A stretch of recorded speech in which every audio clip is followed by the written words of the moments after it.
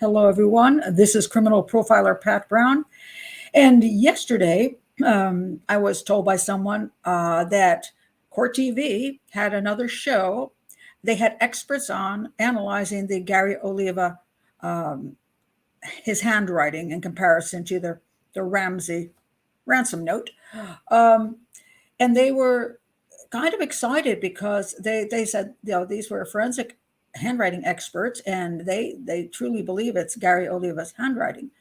And I don't know if that person saw my previous show when here we go, Mozelle Martin. She had a little YouTube show where she said, "Oh yes, I know who it is. I'm not going to talk. I can't tell you any more details, and so and so and so forth. And I'm just going to, but it's Gary Oliva, and you heard it here first." So I did this show, and I said, I'm having some issues with her credentials and so forth, and I don't see any validity in what she said. Well, I got some positive and negative feedback on that show, particularly Mozelle Martin wasn't so happy about it. And after that, she shut down a lot of her sites and changed things and went private with things, and because people were harassing her or saying maybe things that she didn't think should be said about her. But anyway, so this show came out, and I really thought she was kind of just going to go into hiding for a while and not be seen again. But she popped up again with her buddy here, Don McCarty, who the two of them analyzed the handwriting of Gary Oliva together and came up with the same conclusion, that he wrote the Jambonnet, or let me be accurate about this, very likely to have written the Jambonnet Ramsey note. All right, so now I thought that was kind of just where it's going to stay, but here we have a show from yesterday. And we have Court TV's back with Vinnie Politan, and he's all excited. Vinnie gets very excited about things on his show, and he's like, he had already had the whole show on how Gary Oliva, this at the time creepy homeless dude, was in the neighborhood of the Ramseys, at least here and there.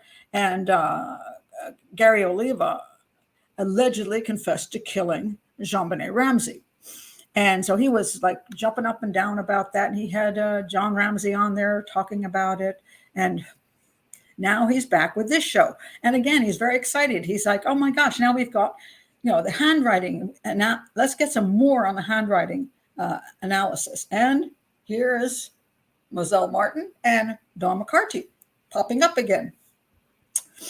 Okay, and these are, as they state right here, if you look at the bottom here, does Gary Oliva's writing match Jambonnet ransom note? Experts weigh in. All right. So here I want to talk about two different things. One is, what is an expert? An expert in the eyes of the media. And two, just because these people are deemed experts by the media doesn't mean we should believe what they say or have total faith in what they say.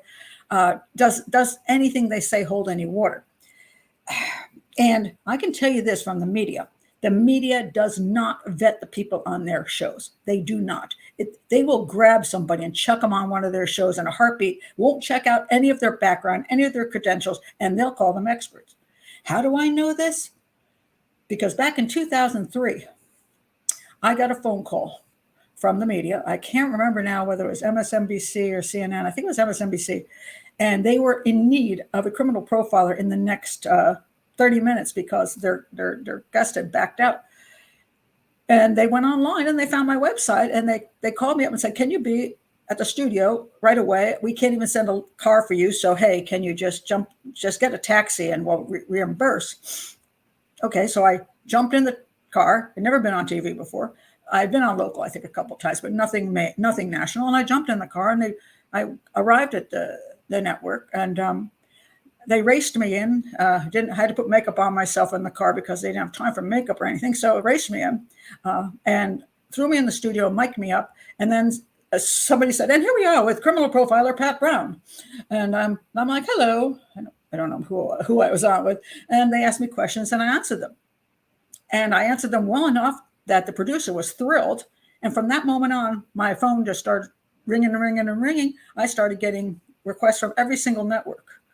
And I have worked for CNN, HLN, ABC, NBC, CBS,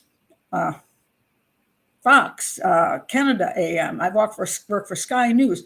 I can't tell you, 3,000 television appearances. Not one of them bothered to check my credentials. Not one.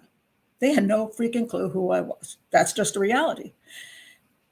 And some people have pointed this out over the years. Well, I don't even know how she got on the networks. And I'm like, because it didn't do due diligence. That's why. Now, should you have respected what I had to say? Well, that all depends whether you respect me as a criminal profiler and my background, my training, whatever. And some people pointed out, hey, Pat Brown, you said yourself you were a self-trained profiler. And that is absolutely true. There were no profiling programs. I was not with law enforcement. I was not a retired FBI agent. I studied profiling. I read over 400 books. I did seminars. I did everything because I wanted to see a change in the profiling methodology. I opened up my own agency, and I do have a master's degree in criminal justice from Boston University. I did develop the first certificate in criminal profiling in the country for Excelsior College. And I've worked with law enforcement over the last 20 years. And that's who I am. And that is all accurate information. Now, you can not like my background. And if you don't want to listen to me because you don't think I have something worthwhile to say, or you'd rather listen to a retired FBI guy, you have that right. But what bothers me in retrospect, of course, at the time when the television called and was willing to have me on, I'm like, oh, was I going to turn that down? No. So I went ahead and did television work, and no one ever questioned me. They loved what I had to say. They thought I was smart. They thought I had interesting analyses. And so I was very popular with the networks. And so I stayed on for 15 years until I left television. But does that mean people who did not know who I was should automatically believe me? Not necessarily. They can listen to my arguments, fine. But the fact is, they really didn't know my background. And these two ladies that are considered experts, most people don't know their backgrounds either. All right. So now we have Vinnie Politan bringing on the experts. They're going to analyze the handwriting of the Ramsey ransom note to Gary Oliva. And I have people bouncing around now saying, oh my God, these women say it's him. It's him. Therefore, we believe it's him. Now, mind you, the police have already checked into Gary Oliva. And it makes very little sense it's him, even though he's confessing. He's a kind of crazy dude, And only reason he was in the area at all was because he picked up some mail from a church that was, 10, 12 blocks away. I don't know how often he came there to pick up a piece of mail, but he did not know Joan Benet. He did not know the Ramsey family. There was never any evidence of an intruder, but let's say there even was. This guy who was homeless at the time and a drug user, is he really going to go in there? He wanted to supposedly in love with Joan Benet. Well, that's always a lie. He's just basically a pedophile, right? He's going to go in there and kidnap her and fail in his mission. But he's going to sit down and write a three-page ransom note. For what reason? Only thing will happen if somebody came in there to kidnap her would be to get the hell out of there as quick as they can. That would be it. Pedophiles do not sit down and write three-page ransom notes to try to what? What's the purpose? There isn't any purpose. And on top of that, it was written in the house. So he had to sit around and do that. Now, some people say, well, he came early to do it. What for? Why would he be writing a ransom note? There's no point in that either. If he's only going to take the child for his own pleasure, it makes zero sense. But so then we have this problem that he also knows things. He knows things about the Ramseys, how much money, specific amounts of money and so forth. Why would he know this stuff? Well, of course, the problem is nobody can explain that. So then what the go-to is, oh, he wasn't alone. Oh, there's a whole crowd in there doing things to John Benet Ramsey, and Gary's writing a note and somebody's going, oh yeah, put that number in. I happen to know Dad. Put that number in. So a homeless pedophile druggie dude is somehow hooked up with one of Ramsey's business friends. This is where it gets ludicrous. This is where you take all evidence into account, not just one thing. All right, so I cannot see how it's Oliva, but let's say it was possible. All right, let's say we want to check his handwriting. The first thing we don't have is a blind handwriting test comparison, a blind handwriting comparison, kind of like a lineup. You know, if you put somebody in a lineup and you say, is that the guy that did it to you? The person is likely to say yes. If you say, okay, here's the ransom note, and here's the guy we think done did it, and you put that next to it, what happens? You go, well, I think he did it. I would like to have seen, if these two ladies were truly doing this and had no clue of what this handwriting was about, I would like to see them get 10 to 20 different samples of writing and you pick out which one matches. But they already knew about Gary Oliva. As a matter of fact, she very clearly has stated they were involved in this case for a very long time, and never believed, and did this sort of graphology on the handwriting. In other words, that's where you look at the handwriting and determine what kind of person did it, what kind of emotions they have, and who they are as a human being, their personality. Personally, I think that's all bunk. Okay, I don't buy any of that garbage. But they said, oh, it's not the Ramseys. The Ramseys didn't write the note. It was a man who had these issues, and so they've been totally in the Ramsey camp as far as the Ramseys didn't do it. It was an intruder. All right, so now we have Gary Oliva, and they're going to give their viewpoints. Now, let me just do a very quick background, and I'm going to do it very quickly because I don't want to get too entrenched in this, but I just want to point out, when you're looking at things on television, be careful. Okay, so we have here, this is Dawn McCarty. She has this organization she runs. She is not, as far as I can see, what's called a forensic document examiner. Let me explain what that is. That's a person who has been through an entire program of forensic document training, and then the only place it certifies, because there isn't actually a proper like where you get licensed, there's just a possible certification, and this would be the American Board of Forensic Document Examiners. 2 years worth of full-time training in a recognized document laboratory. I don't think either one of these women have been in a document laboratory. For 2 years, full-time training to qualify as a trainee to the level of only minimal competence. Training should include the study of all aspects of questioned documents, and expertise is gained only with the examination of thousands of documents in a variety of cases. They're also supposed to work at the profession full-time. Trying to do it part-time, they say, is not proper for proficiency. And as far as I can see, neither of these women have worked full-time as a document examiner, so they have other things they're employed in. And then they say the certification, the only one that certifies is the American Board of Forensic Document Examiners. I do not see that on their resumes. And in order to get that, you have to have a BA degree. She says she has a BA degree. I don't see the title, the name of the, she says she has a BA and she's got MA too. I don't see any, I don't see the name of the educational institution.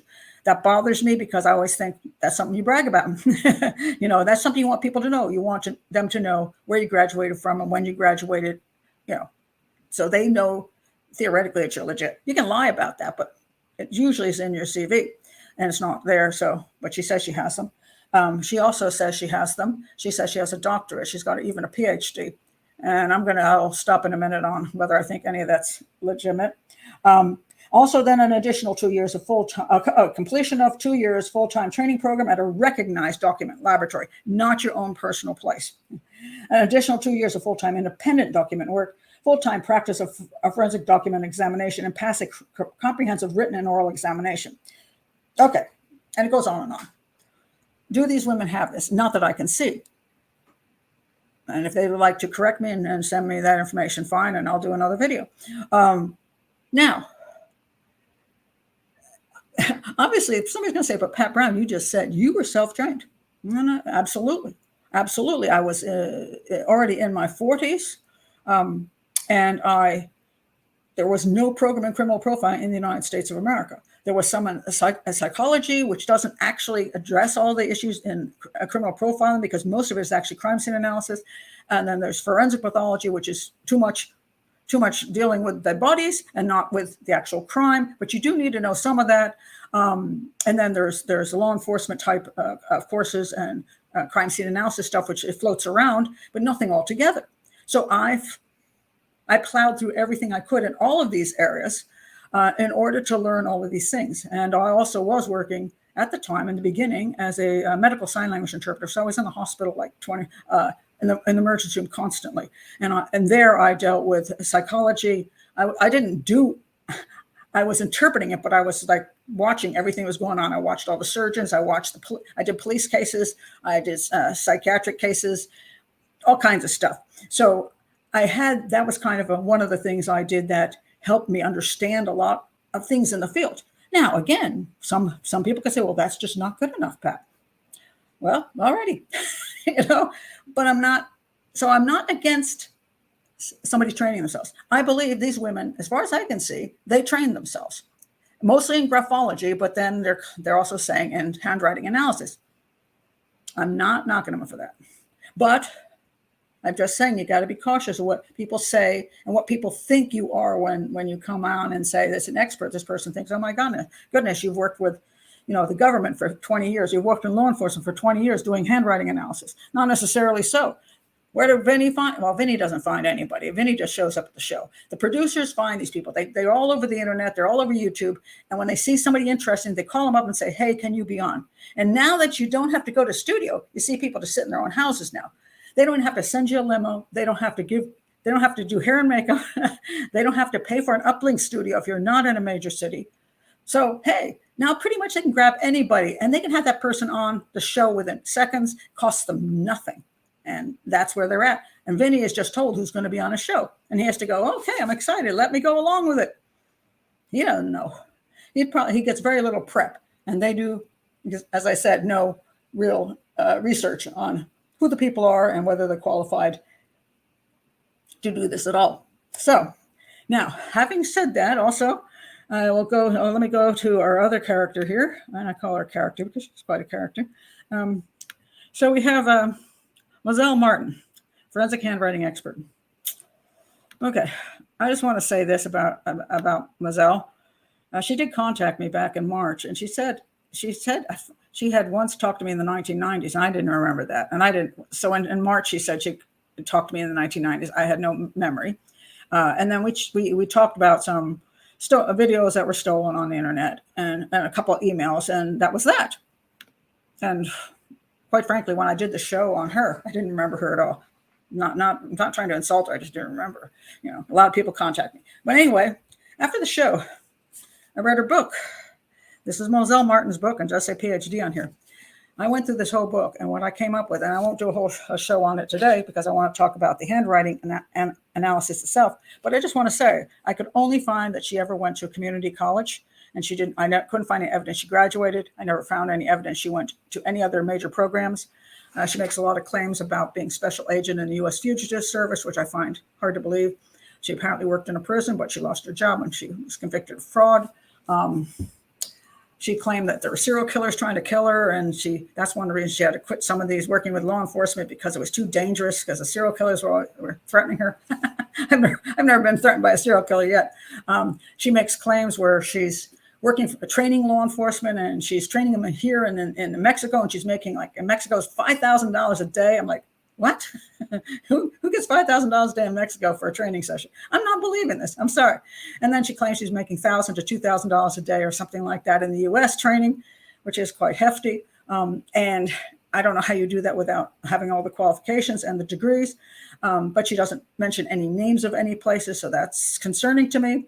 What she does mention is she worked for a car dealership. She worked for her mom,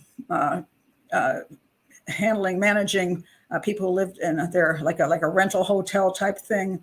She mentions a number of other low-level jobs that she was doing, and in and out of college, supposedly over years and years and years, and a lot of bad relationships. And she doesn't have any money, and she lives in horrible circumstances. She gets beat up by her boyfriends or husbands. I mean, it's a tragic story.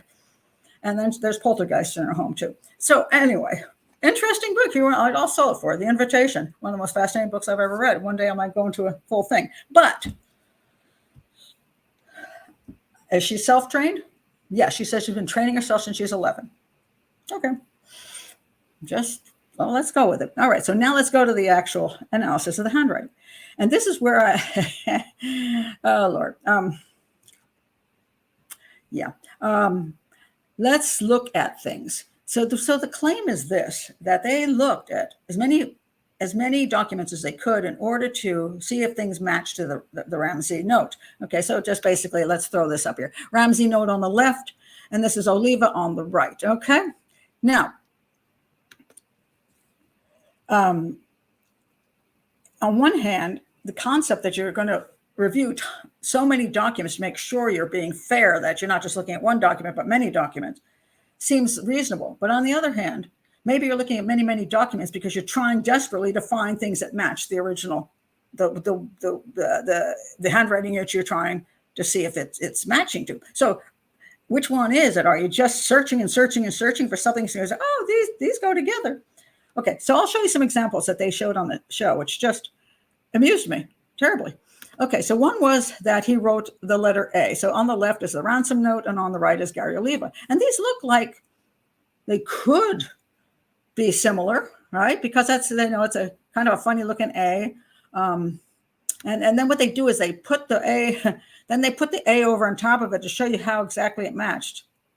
And I'm like, okay, I'm not sure. I think that exactly matches. Wait a minute, I got to go back and look at this one again. Okay, so we're going to ignore the fact that the top A has a big, huge loop going up. We'll ignore that. We'll ignore that it has a big loop going down. We'll ignore that too.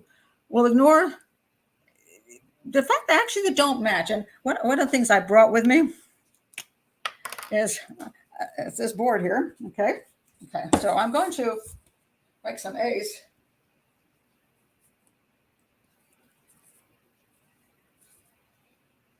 All right, I got some A's. Do they match? Okay, I just wrote these really quick. So let's see if they match. Oops, I can't. Oh, I should put that. You just tell me. Do they match? It depends on how thick this is. You see, some of them show it thicker. So like that, Yeah. Make it thicker, then it might look more like it. Okay, let's look at another one. Let's look at C's. Now, these really amuse me. C's on the left are the Ransom note. C's on the right are Gary Oliva. I'm sorry, but I don't see that there's any great similarity. First of all, remember that. Let me write some C's.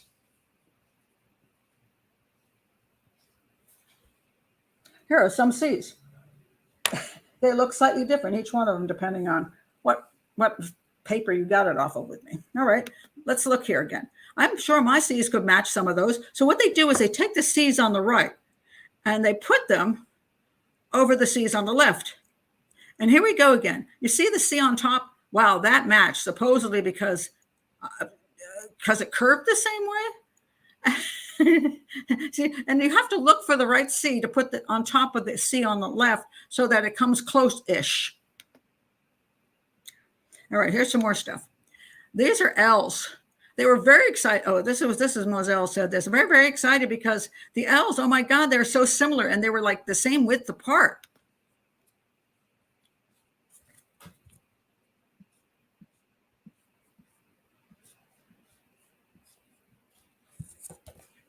Yep, me too. All right, let's do another one. M's, okay, they're supposedly similar. They didn't put these on top of each other, so yeah, we can't really check them out. Here were some really interesting ones. They're claiming the 9s look similar. Okay, so maybe a little bit, but this is the funny one. Look at the 7 on the bottom. This was McCart who said this one, and I just about burst out laughing. She said these 7s match, and I'm looking at them going, what the? How do the 7s match? They don't look anything alike. And she says, well, the top bar is the same width. The same width. And I'm going to guarantee you, if I write some 7s, you're going to find that, where is that? Sorry, trying to get my 7s up here. It's a green screen behind me. You'll find that the top bar is a different length every time. But it's not absolutely accurate. So the fact that the top bar matches is plainly stupid. And then, of course, the 7, Oliva wrote has a big hanging thing on it, which the other one doesn't. So that would sort of look like it's not the same at all. And then she went on to say that the downstroke, the downstroke of the 7 is the same halfway down until Gary Oliva moves it to the right. But until it's halfway down, it's exactly the same. And by this time, I'm just rolling my eyes going, this is just dumb stuff. I mean, this doesn't prove anything. And then they talked about how not only was it important that you have things that match, but you have to look at things that don't match. But they didn't look at any of the things that don't match. So let me help you out here. Let me help look at some things that don't match. All right. One of them I noted in my last show. Look at the R's. This is from the Ransom letter. See the R here, how it curves and has no stem sticking up. And if you look further, I'm sorry about the blurriness, look further in this, you can also see delivery right there. See how the R just curves up. It doesn't have any stem on it. And most of them don't in his letter. All right, that they're done without stems. If you go to Gary Oliva's work, look here. Look at pewter. It's got a stem. Look at whatever that is. Looks like pooper, but I don't think that's what it is. It's got an R. That R has a stem on it. Look at collector. The R has a stem on it. Look at crucifix. The R has a stem on it. Look at the R in air freshener. Both of the R's in air freshener. Both have stems on them. Are they talking about the fact that really doesn't match the Ransom note very well? All right, let's look at another one that I think doesn't match. And by the way, I'm not a handwriting analyst, and I haven't even self-trained in it. So this is just basic logic. All right, now I want you to look at this. What am I looking at here? Oh, no, that's not it. Okay, let's look at this. This is the Ransom letter. Oh, no, sorry, that's Gary Oliva. Look at Gary Oliva here. You see the G's. I want you to look at the G's. Getting. See how there's a little circle and the little curved hooked bottom. And you see it's fairly close to the circle of the G. It doesn't hang down very far. And let's look at, okay, wait a minute. I missed one of them here. Oh, here's another one of his.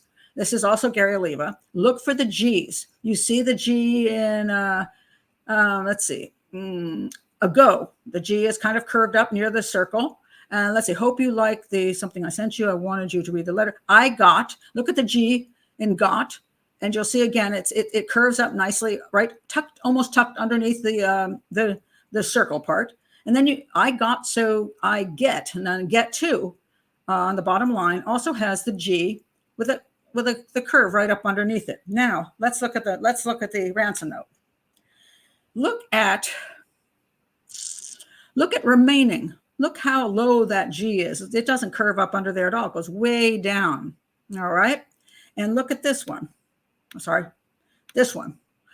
Okay, okay, we are a group. Look at group. Look how low, look how long that hook is. Look way down in group. Look at foreign, way down in foreign. Look at, let's see, at this time, daughter, way down in daughter. You see, there's just 3 examples right there.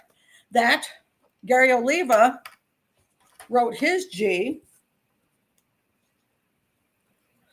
more like this. Where is it? Sorry. I got this. Okay, more like that. Oh, that's kind of crappy. Let me see if I can do it right. More like this.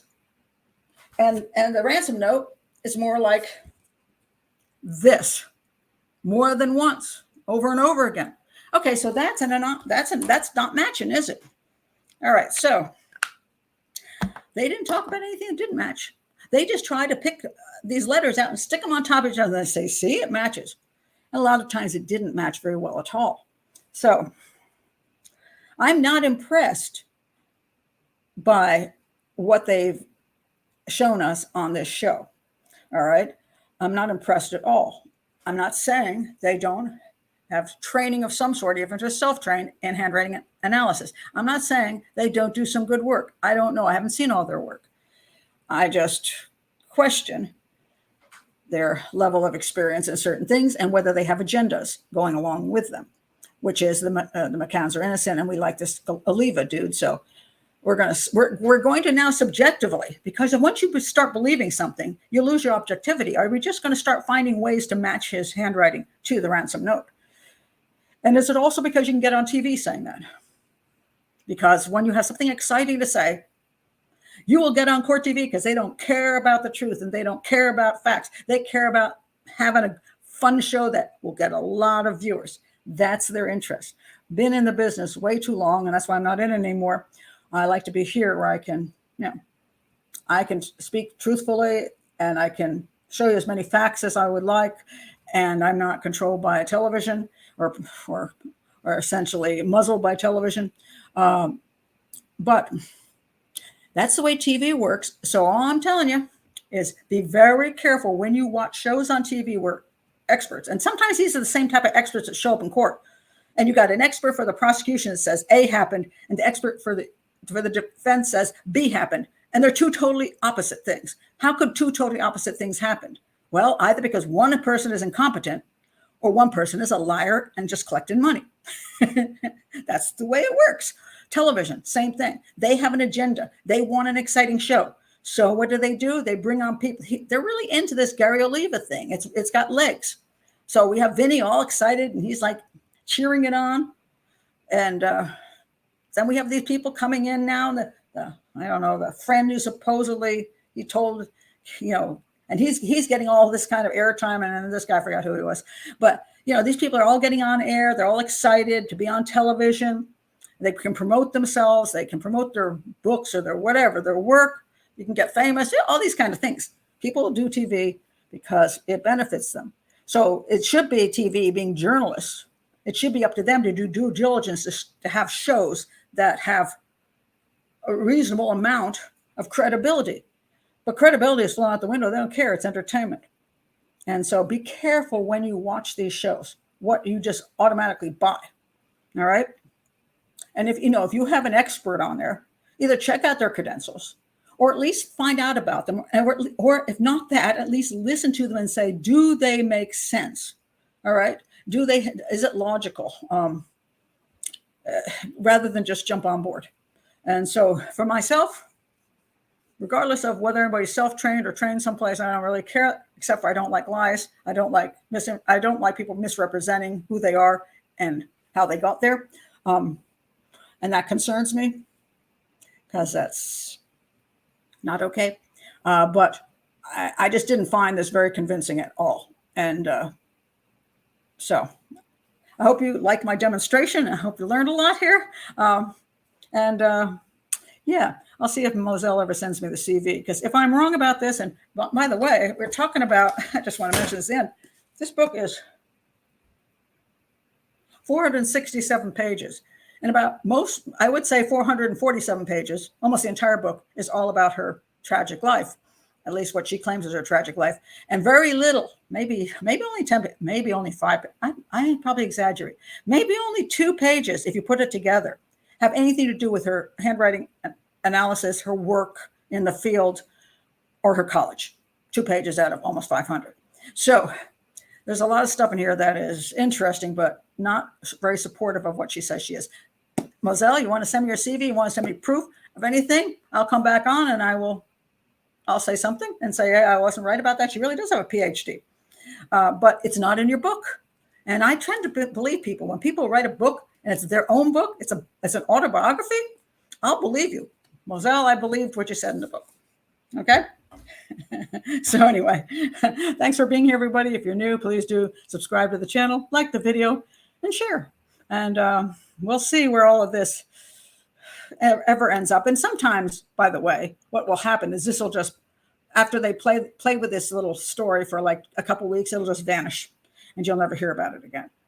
And then 5 years from now, it maybe pop up again. But it doesn't mean what we're getting here is anything of worth. So thank you for being here, everybody. Bye.